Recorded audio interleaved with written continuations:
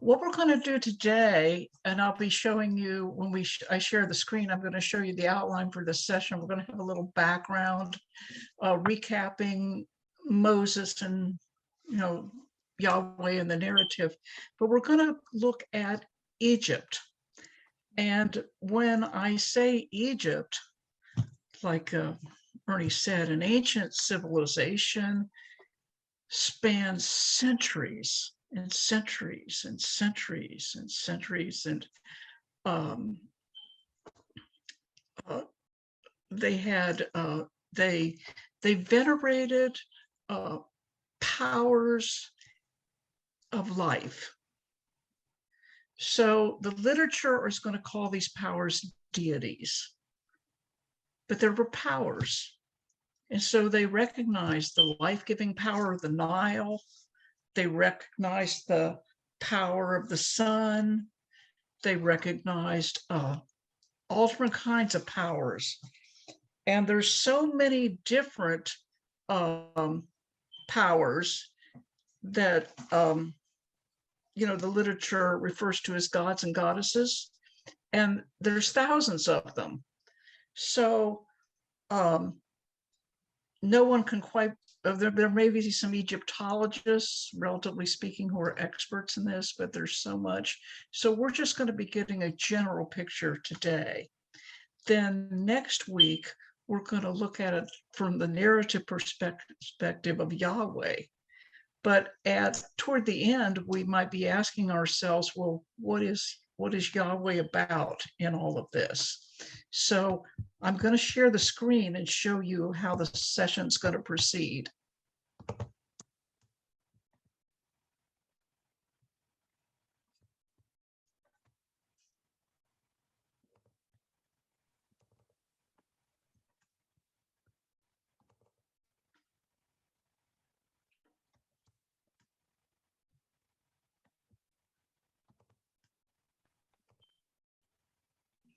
The title of the piece is Yahweh and the Powers of Egypt. And these powers were represented with, many of them were represented with human bodies and animal heads. So the first part, we're going to just do a little background and talk about time intervals in Exodus. Then we're going to review just touch on the relationship between the narratives of Joseph and Moses. We're going to touch on the continuity now and then with the promises and recap Yahweh and Moses. That's slide 8. Then in part 2, we're going to make observations about Egyptian culture in relation to the 3 signs: the rod being changed to a snake, the hand withering, water in cup poured out becomes blood on the ground. Then we're going to examine the people's initial response. That'll take us to slide 14. Then there are 2 transition slides, Moses and the priests, and then the sequence. And the literatures, and oftentimes, like in your Bible, it'll say the plague of this and the plague of that, and it's often referred to as the plagues. But these was a sequence of what the Hebrew Bible calls nagah, which is a strike. And so it's like a strike or a blow. So there were blows, strikes. I don't know if that's very helpful, but the translation is more strike than it is plague. So you will have a handout that I'll call your attention to at that time. And then we're going to review the sequence on slide 17, and then we're going to look at these powers.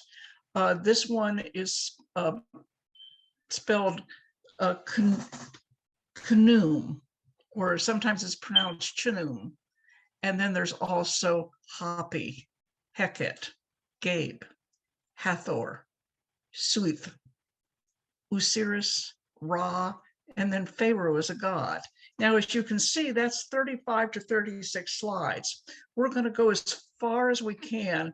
I hope we can get to slides 31 to 32 that says "Got questions." Next week, we can touch on Ra and Pharaoh if we don't cover it today.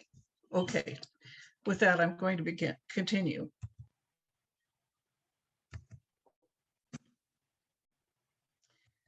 Background concerning time intervals in Exodus. Chapter 1 spans roughly 400 years. Now, different texts are going to say different numbers, but roughly a couple centuries are supposed to be covered in Genesis 15:13 in the narrative. Chapter 2, 15 to 21, has an 80-year span. So the point here is that for chapter 1 is that there are at least 400 years involved. And God is, you don't hear God speaking, but one may infer, as we talked before, about divine activity with the massive population increase. Then 2:15 to 25 was about 80 years. And the last Exodus 15:22 to 19:2, that's only 3 months long. And then from 19:3 to 40:38, that's 11 months. And that runs all the way. That is also recorded in Numbers 10:11. And that 11 months is also covered from that part of Exodus all the way into the book of Numbers. So the time elements are really amazing here. And so the time gulf of the 400 years, that's about roughly the time between Noah and Abraham. And Hamilton thus observes that there are times when God is near and times when God's presence is veiled. And this is the chart that you just saw was from Hamilton. So now we're going to be considering Joseph and Moses. And this is a quote from a scholar named Victor Hamilton. Bill, could you read that for us? Joseph's actions? I guess I'll ask somebody else to read. Paul, can you read for that us where it says Joseph's actions there?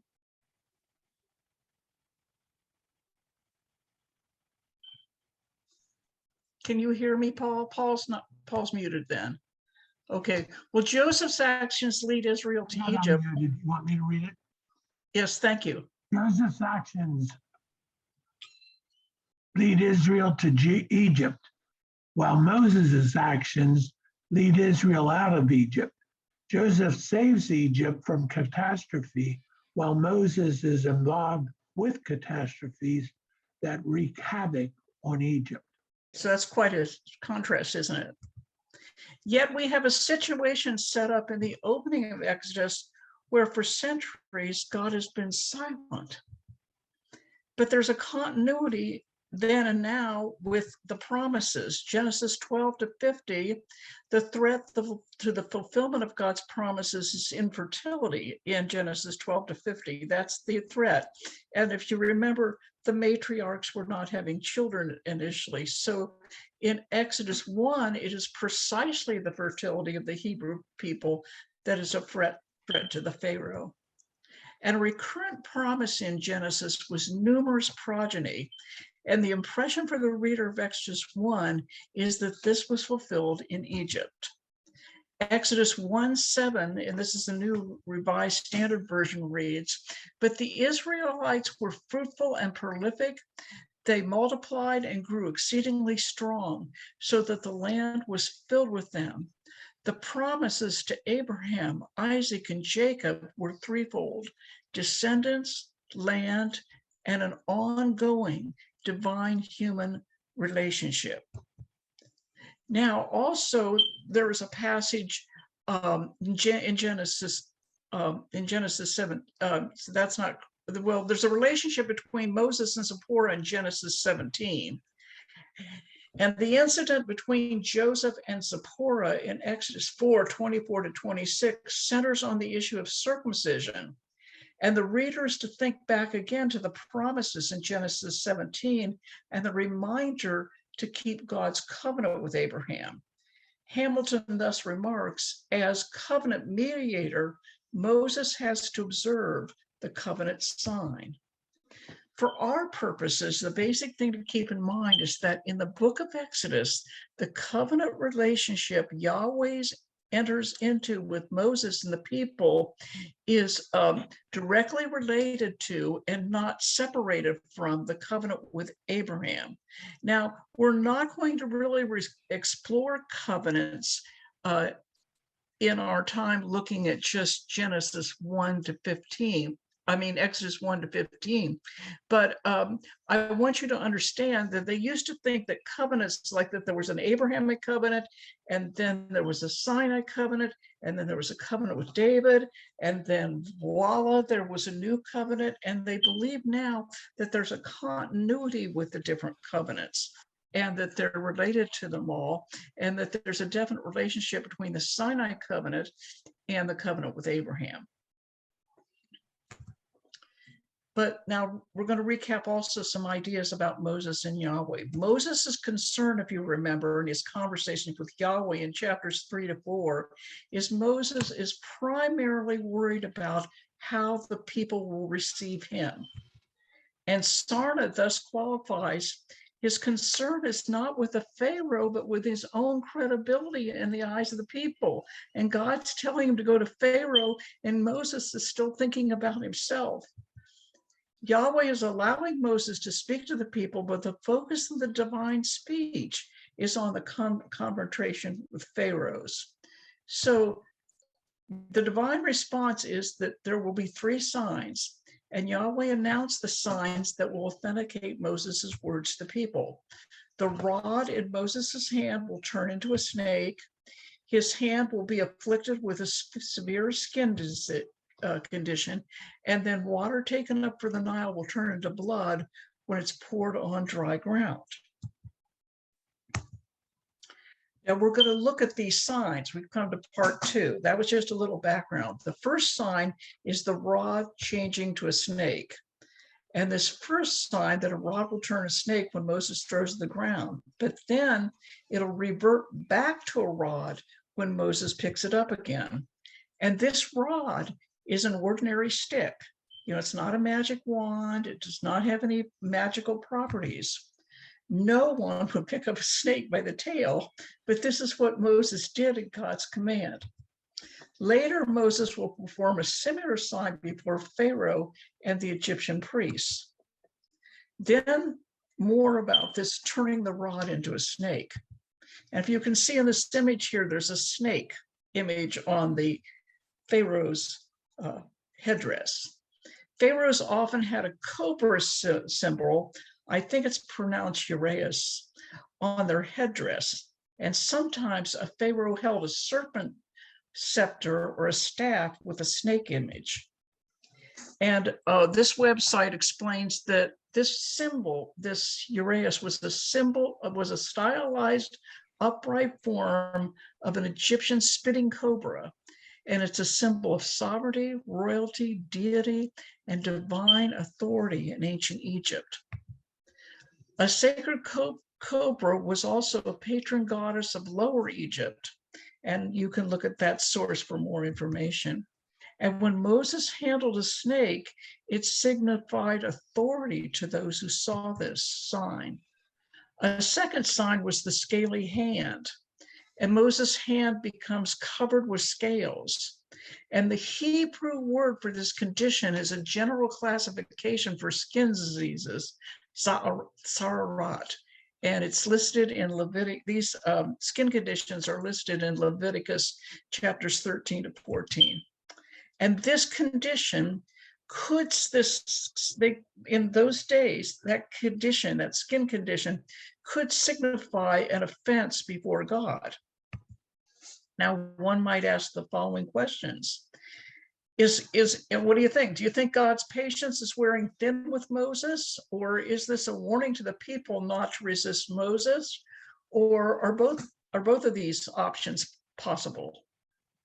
What do you think offhand? Can you hear me? Well, by that time, isn't Moses doing what God has asked him to do? Yes. So yes, he is.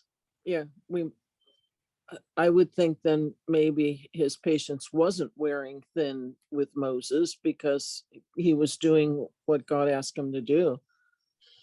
Yeah. And yet you know, Moses was kind of hesitant to even get on with this project, and God's kind of conceding, well, I'll let you do these signs. Yeah, good observation, Joni. But God's making his presence felt and known to the people by doing this. Yes. Thank you, Carolyn. Yes. So then we've got the cup of water from the Nile turning to blood. And the symbol was the cup of water from the Nile will turn to blood was poured on the ground. And Exodus 4:9 in the King James Version reads, and it shall come to pass, if they will not believe also these two signs, neither hearken unto thy voice, that thou shalt take the water out of the river and pour it upon the dry land, and the water which thou takest out of the river shall become blood upon the land. And that's the third sign for the people. The Nile was considered the lifeblood of Egypt. The Nile had potential to bring fertility because the Nile may give water to the land and the animals and the humans. And maybe this sign was indicating that Yahweh is sovereign over the Nile. The third sign was specifically a cup of water from the Nile would come into blood. And this is a god called Khnum, opposite. And this is the god of the source, or a god or the power of the source of the Nile holding a cup. And the Nile often flooded in ancient Egypt, at least once a year. So there was another god called Hapi. And if you have with you your handout here on plagues, deities, and the Egyptian economy, these names are listed, Khnum and Hapi. And our first, the scripture references are Exodus 7:14-24 and Nile to blood.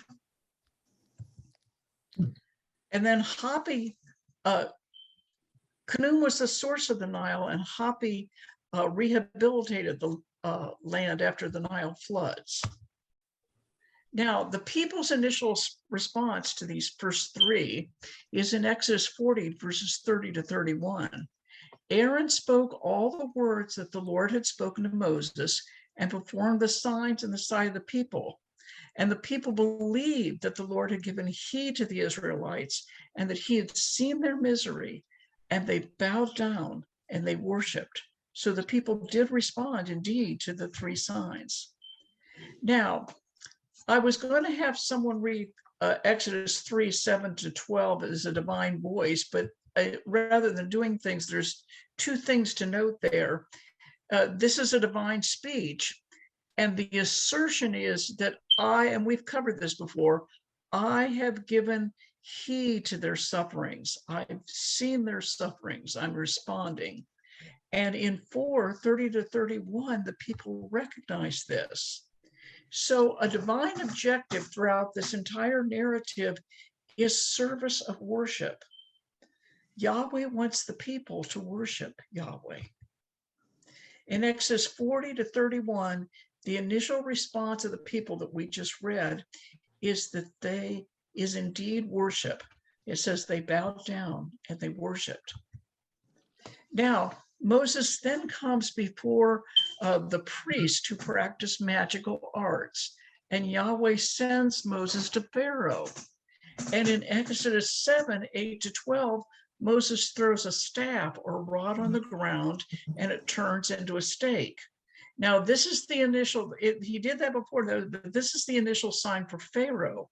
But the magicians each turns their staffs into snakes, but Aaron's staff swallowed up their snakes.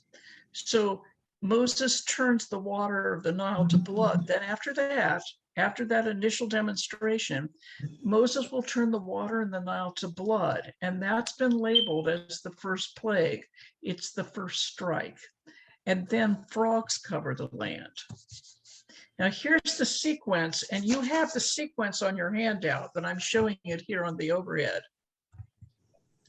You have the Nile turning to blood.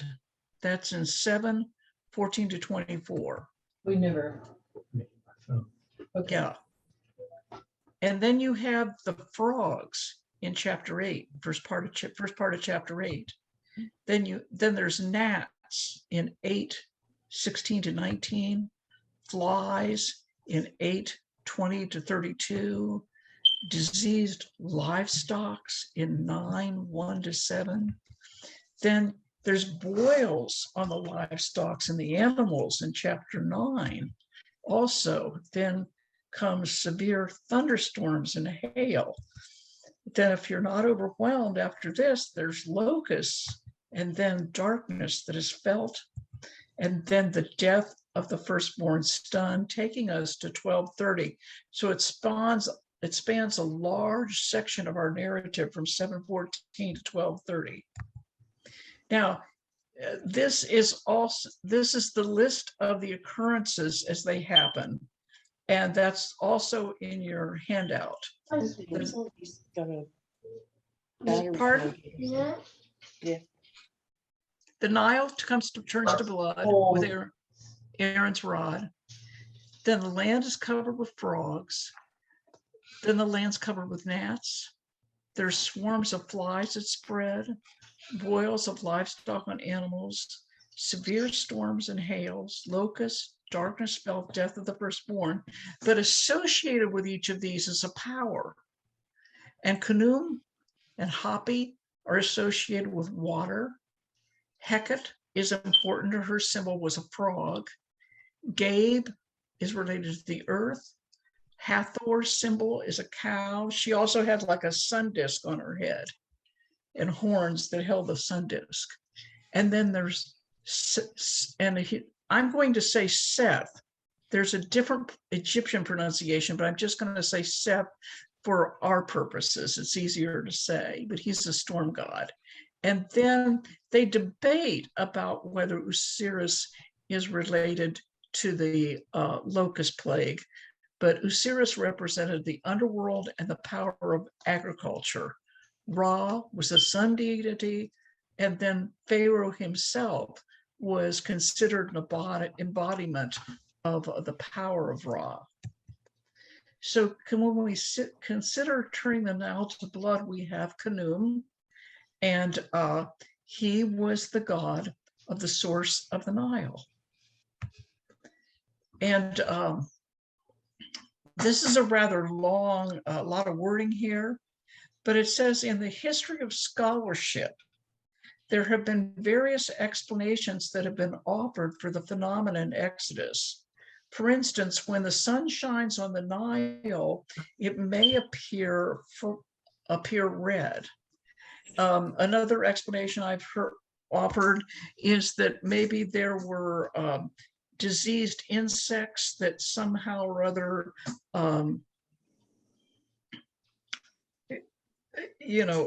blood came out of them somehow.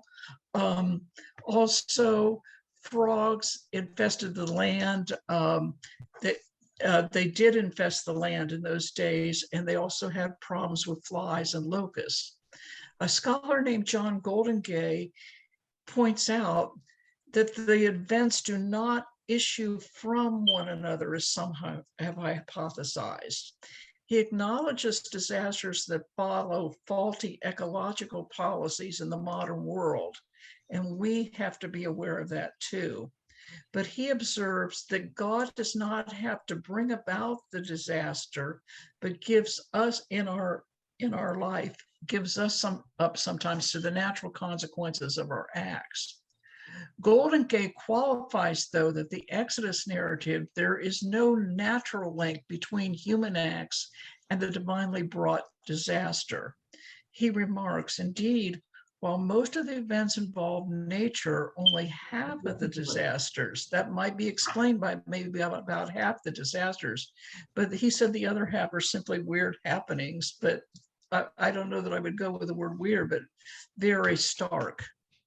The NRSV uses the word plague, and as I explained, the Hebrew text of Exodus does not have the subtleties we have in our modern Bible, such as a plague and or of such and such, but the Hebrew term means strike or a blow. So I would like someone to volunteer to read this definition about signs and wonders from a scholar named Bernard Anderson. I will. Okay, thank you. A sign may be defined as a visible evidence of the presence and purpose of God. The use of the word does not conform to our distinction between natural and supernatural. In the Exodus story, everything that happens is a potential sign. It may be an ordinary event, such as the coming of the plague of locusts, or some phenomenon connected with the overflow of the Nile. Elsewhere, the word sign is applied to the rainbow, the heavenly bodies, the birth of a child, or a seeming coincidence in the days of fair. Other examples of this type are the restoring to health of a leprous hand, the turning of water into blood, the retreat of the sun's shadow on a dial. So all of these different things are referred to as signs in the Old Testament.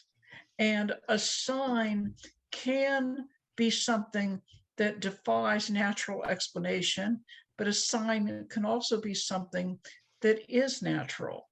So, or it might be something like the sun dial, the sun's shadow retreating on the dial means maybe something happened to the sun. So there's this concept of a sign. All the reason why I put this up here is just to show you it's kind of a complex concept. Also, he writes, this approach to the subject by no means answers all the questions, but it may lead us to ask questions in a new way. Basic to Israel's faith is the conviction that God is not aloof from the world of daily affairs or bound by a chain of cause and effect consequences.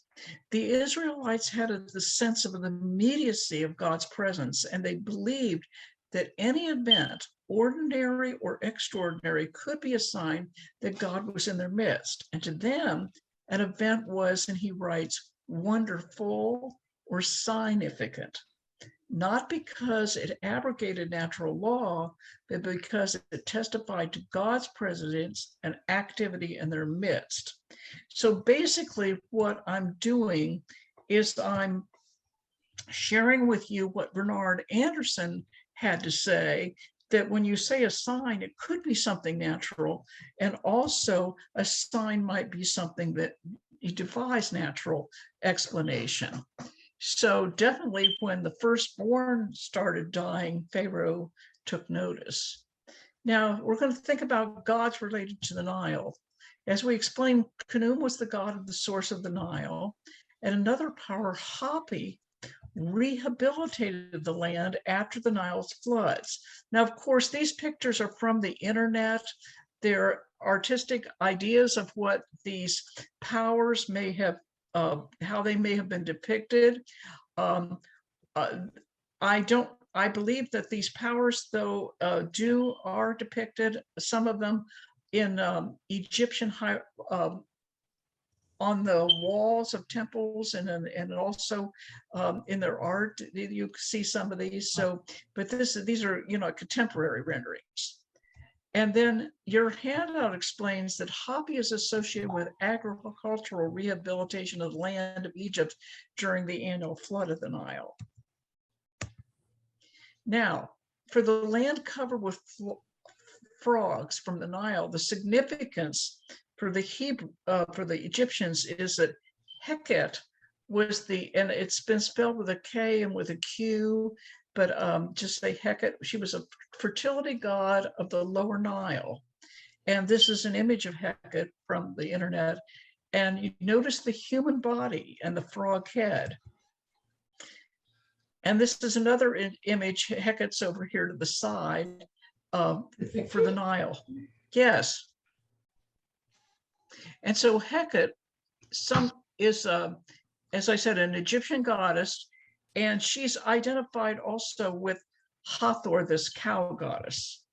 And to the Egyptians, the frog, because her face was like a frog, the frog was an ancient symbol of fertility, and it related to the flooding of the Nile.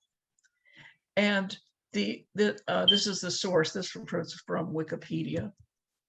And this image is is of Heqet and Hathor together. Now, the frog was depicted in Egyptian art, and this is an ancient Egyptian art. This is an artifact, goes back pretty far back. And then these are contemporary replicas of the frog image. So see, this was power for them, the power of fertility, the power of the Nile.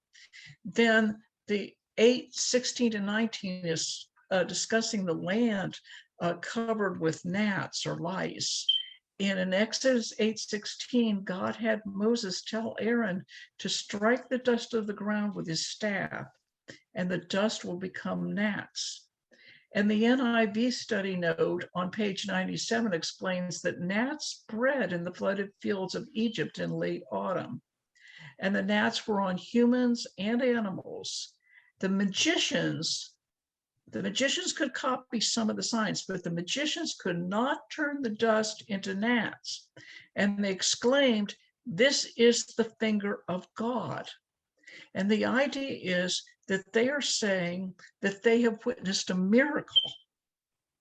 And in Luke 11:20, that phrase, finger of God, is there because it's denoting this is something that only could be done by the hand of God. Now, this image that you see here on the other side, right side, is there's two forms of the earth god Gabet left.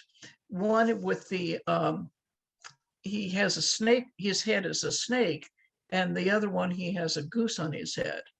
But he is related to another god, the goddess of the sky called Nut. And so there was a relationship they saw between the sky and the earth.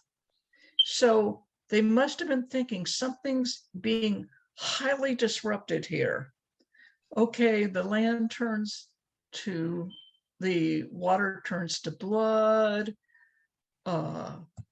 There's frogs, there's lice, now gnats. Something seriously is happening. Something's disrupted. Either from an Egyptian perspective, I'm thinking it could be something disrupted among the powers, or maybe there's another power greater. What's going on? Now, scholars debate about whether we can associate Gabe with the dust of the earth and thus with gnats.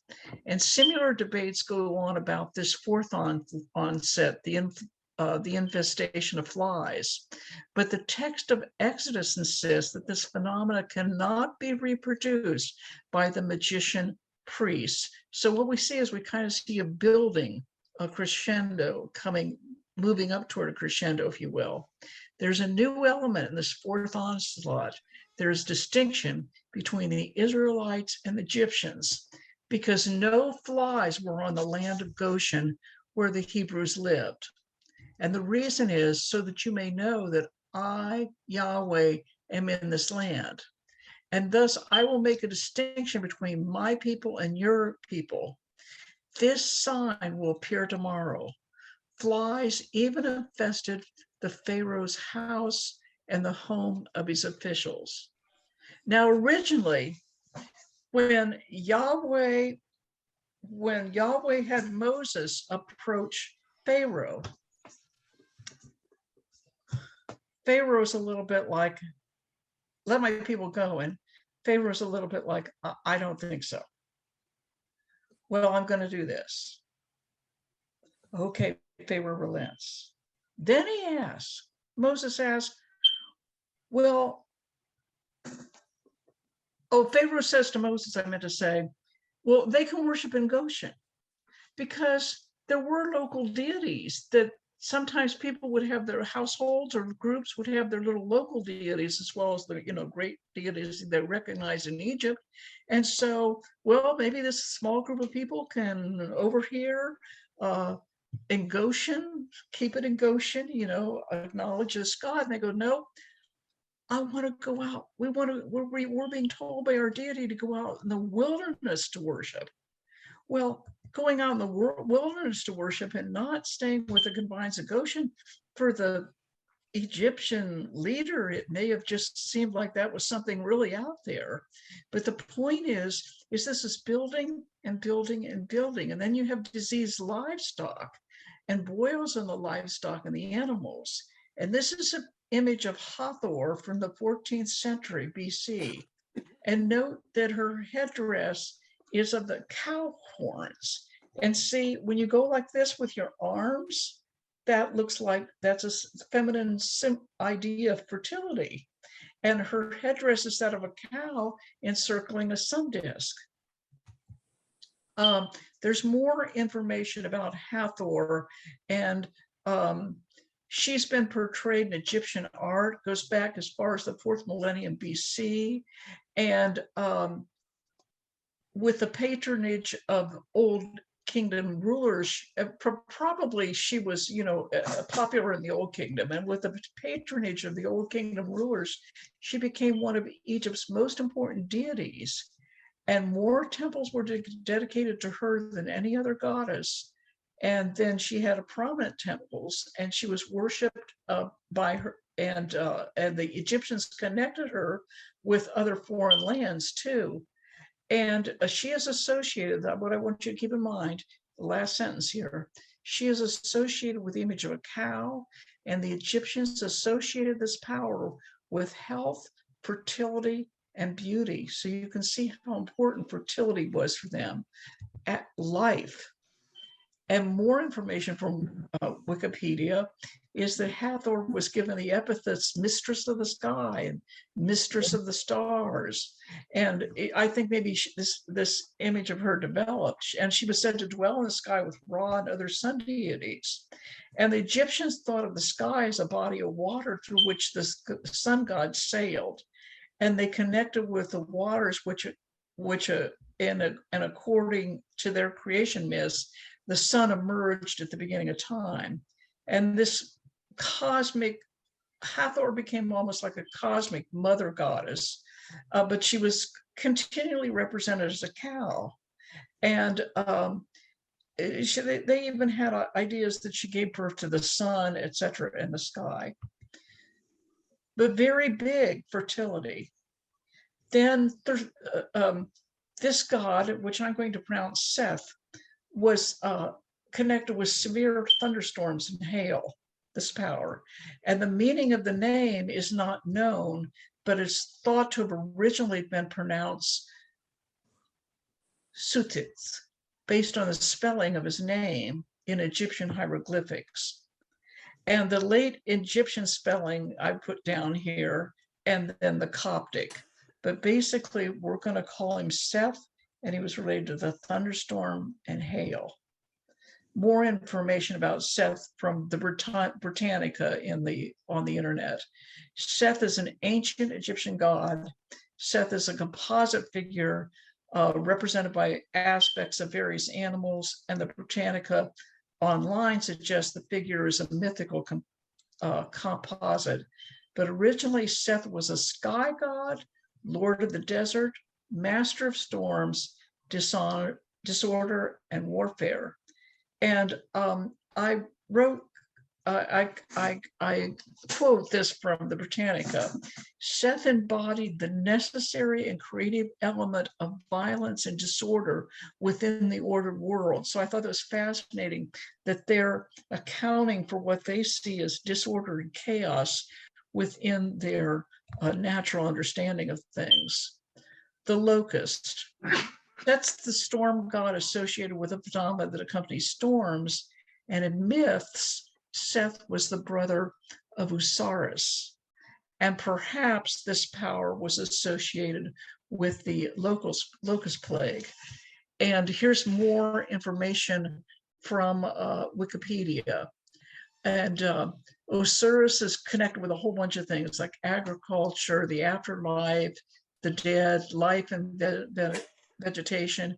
He's often depicted with green skin and a pharaoh's beard. And in this image that you see here, he's the middle image. And Osiris was the judge of the dead and the underworld and the agency that granted life, including sprouting, vegetation, and the fertile flooding of the Nile. So the image opposite shows him here on this pillar, and the god on one side is Horus, and the god on the other side is Isis. And this is from the 22nd dynasty, and it's housed in the Louvre in Paris. So here we come. Got questions? Here's a big question for us. Yahweh has the power to liberate people without destroying land of animals.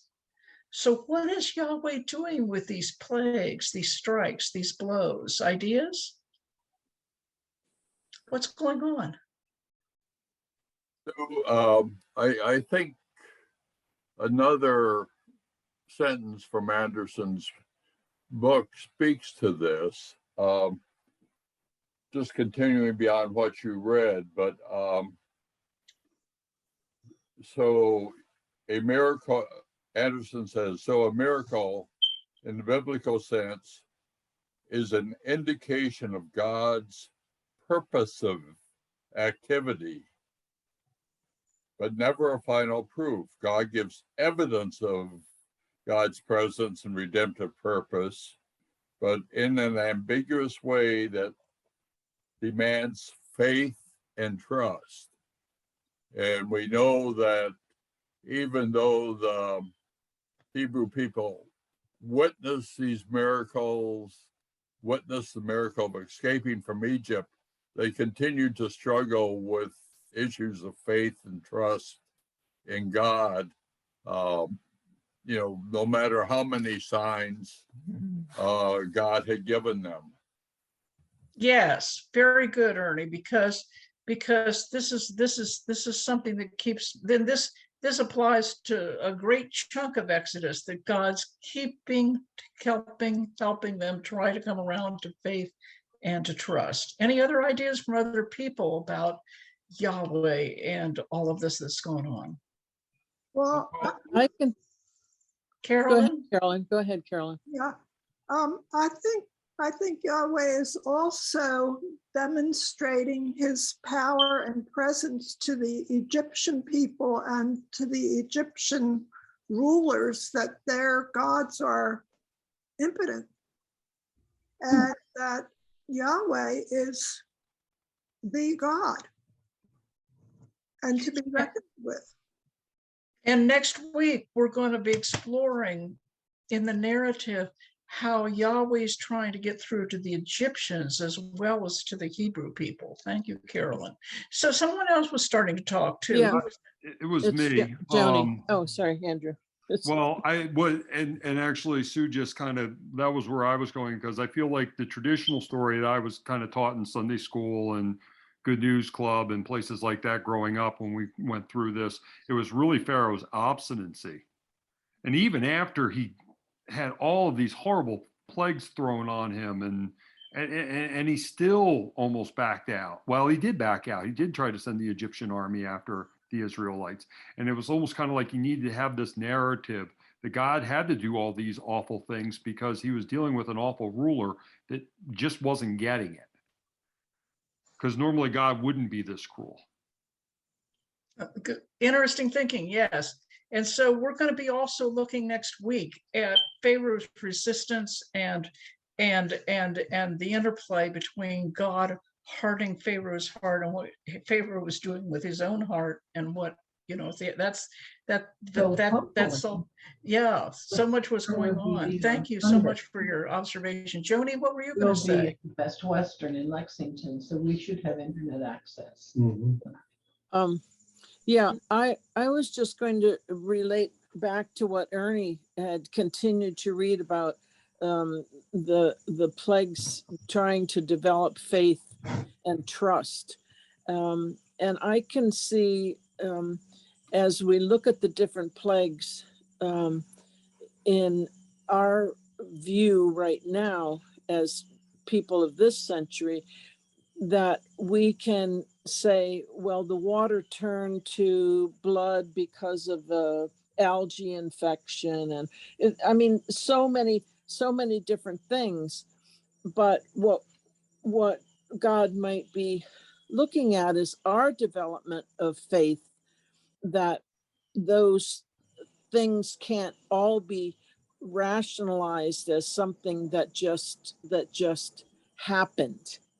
and it happened to coincide with what Moses was doing. I mean, they were plagues that can't be duplicated by humans. And I'm probably not making myself clear, but No, can, you're making can, yourself clear, and it's good, Joni. And these are good observations, and I appreciate your contribution here. so Yeah. I think it applies to us today when we look at these different things, that it's, you know, it's the development of our faith and trust that God in fact did intercede in these things and did cause them in such a real way that he was trying to get both the Egyptians and the Israelites to see that it was him. It wasn't just it wasn't the Egyptian gods who. I see what you're saying. Yeah. Well, now, next week, we're going to look at Exodus from the divine perspective, and we will think about Yahweh's relationship with Moses and the people and with Pharaoh. Now, and we will consider the significance of the Passover as well as the parting of the sea, because all of this connects. Now, we have a little time here, so I'm going to mention this blow number 9, the darkness that was felt. There was darkness over the land that even obscured the sun. So what happens? Moses stretches out his hand toward heaven so that there was darkness over the land of Egypt for 3 days. And it was darkness that can be felt. And verse 23 tells us the people could not see one another for 3 days, and they could not move from where they were. But the Hebrews had light where they had lived. Then, related to this is the point that Ra, the main god, was the sun god. See, and it was the sun that was blocked out in this strike. And the information from Wikipedia is that Ra was the sun god, the main god associated with Pharaoh. And in the picture opposite, Ra has a falcon head and a sun disk nestled inside a cobra resting on his head. Ra was an ancient Egyptian deity of the sun, but Ra was associated primarily with the noonday sun. But Ra ruled in the entire realm of sky, earth, and underworld, and he was the god of sun, order, kings, and the sky. So when this power, Yahweh, had the power over the darkness, that was something. The sun is, this is Wikipedia's comment about the sun as the giver of life. The sun is the giver in this culture. The sun is the giver of life, controlling the ripening of crops worked by man. And because of the life-giving qualities of the sun or Ra represents life, warmth, and growth. And since the people regarded Ra as the principal god, creator of the universe and source of life, he had a strong influence on them, which led him to being one of the most worshipped of all the Egyptian gods, and even considered king of the gods, if you will. He was the top god. Now, our 10th point is the death of the firstborn, and that's in Exodus 1 to 12:30. And the observations here is the chastisement of Pharaoh is directly related to Pharaoh's action of killing the Hebrew male infants, and we'll discuss that next week. And there's also an issue about authority. Pharaoh has overstepped his authority by killing Yahweh's firstborn son, and we'll talk more about what that means, and by refusing the Hebrews the right to worship. And so the chastisement of the death of the firstborn is severe, but there's an issue concerning in the narrative concerning the authority of the creator. The creator has authority. And there's more here about this issue of the firstborn, which we'll get into next week.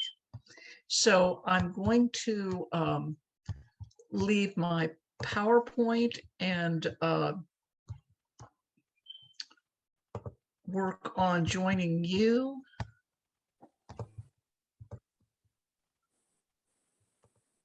There we go. So it's just fascinating because there's this perspective of Yahweh, there's the perspective of Pharaoh, there's a perspective of Moses, the perspective of the people. I so appreciated your comments. So you had, all of you had, do you have your microphones back on? Unmute? Yeah. No, yes, A we're lot of here. you muted. Oh, good. Yeah, I'm hoping you can hear me as I'm going on. I'm telling you, you guys were wonderful. I really appreciated your input. Yes. So next week, you see, we're going to go in another perspective with this.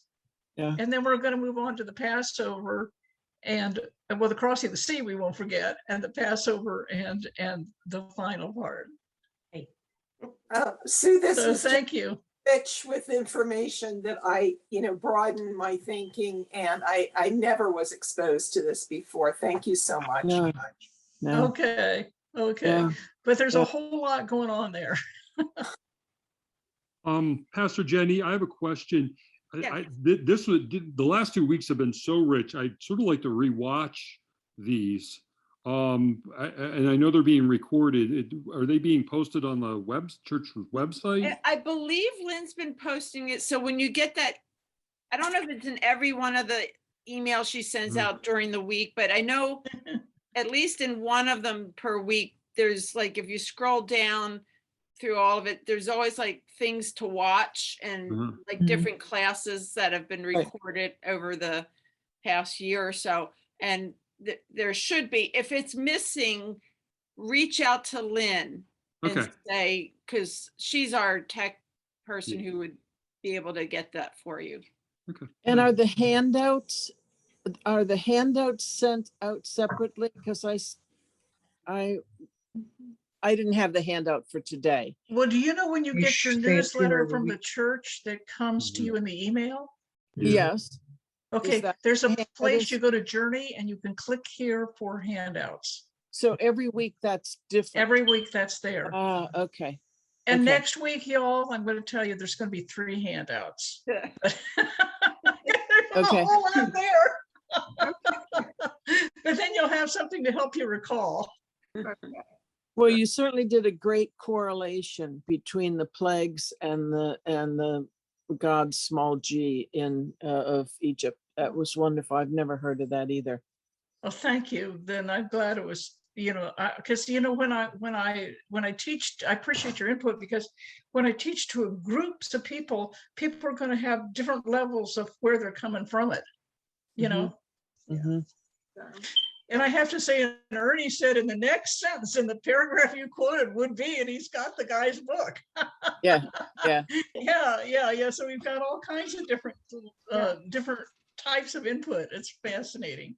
Yeah. And I thought you all made wonderful contributions today. So you said Ernie, but I'm not seeing him on here. Or was Ernie on I earlier? think they left for lunch. Okay. They left for lunch, but he was on there, Ernie, and Is there anybody, wife. I'm trying to take attendance. Was there anybody else on earlier that left early that I missed? No, there was 11 people, and that included you, I think, because I was Okay. counting the blocks.